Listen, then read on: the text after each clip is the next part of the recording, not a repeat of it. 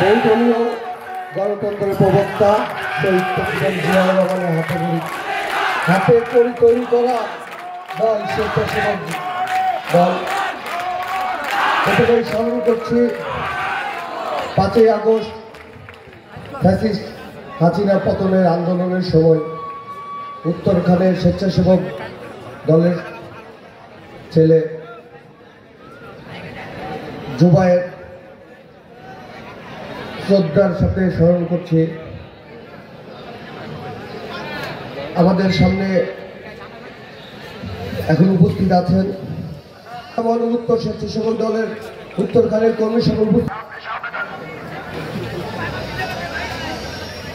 সভাপতিত্ব করছেন আহ্বায়ক আনোয়ার হোসেন।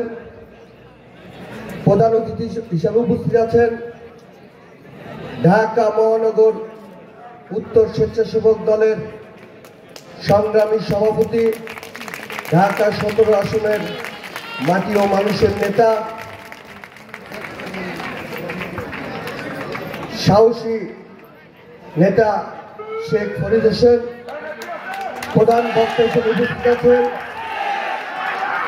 সাবেক সফল ছাত্র নেতা, ঢাকা মহানগর পশ্চিম ছাত্র দলের সংগ্রামী আহ্বায়ক, স্বেচ্ছাসেবক দলের সাধারণ সম্পাদক মহসিন সিদ্দিকী বাবু। আরো উপস্থিত আছেন মহানগর উত্তর বিএনপির সদস্য রকিবুল ইসলাম খান, সঞ্চালনায় আছেন শহীদুল ইসলাম তানজিম ভাই সহ ঢাকা মহানগর উত্তর নেতৃবৃন্দ, এবং আমার মঞ্চের সামনে বসা আছে উত্তরখান স্বেচ্ছাসেবক নেতৃবৃন্দ সহ সকলকে আমার প্রাণের সংগঠন স্বেচ্ছাসেবক দলের পক্ষ থেকে এবং আমার ব্যক্তিগত পক্ষ থেকে রক্তিম শুভেচ্ছা অভিনন্দন। স্বেচ্ছাসেবক দল করতে এসেছেন ভালো কথা।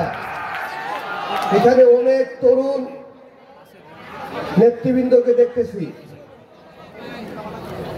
আপনারা আসছেন স্বেচ্ছাসেবকের ব্যানারে স্বেচ্ছাসেবক করতে। স্বেচ্ছাসেবক করার কিছু নিয়ম আছে, আপনারা কি জানেন? হয়তোবা জানেন, হয়তোবা জানেন না। স্বেচ্ছাসেবক দল স্বেচ্ছায় সেবা দান করার নাম হচ্ছে স্বেচ্ছাসেবক দল। রাত 3টার দিকে যদি কোনো বাসায় আগুন লাগে, যদি কেউ জানতে পারেন কারো নির্দেশনার অপেক্ষায় বসে না থেকে তার উপকার করতে হবে, এটার নাম স্বেচ্ছাসেবক দল। কেউ যদি বিপদে পড়ছে, কারো সহযোগিতা পাচ্ছে না, আপনার কানে যদি আসে চলে যাবেন তার পাশে, এটার নাম স্বেচ্ছাসেবক দল।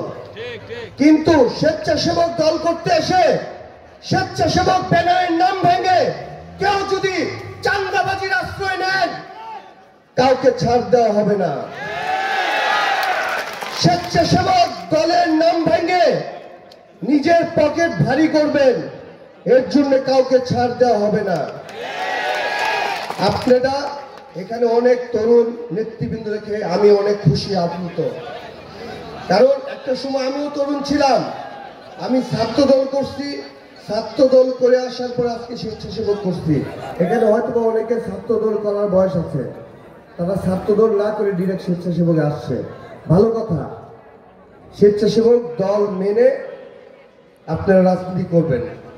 বক্তব্য দিবে আমার সিনিয়র নেতৃবৃন্দরা। এখানে মহানগরের প্রেসিডেন্ট, সেক্রেটারি আছে, আগামী কমিটি সম্পর্কে কিছু দিক নির্দেশনামূলক কথা বলবেন।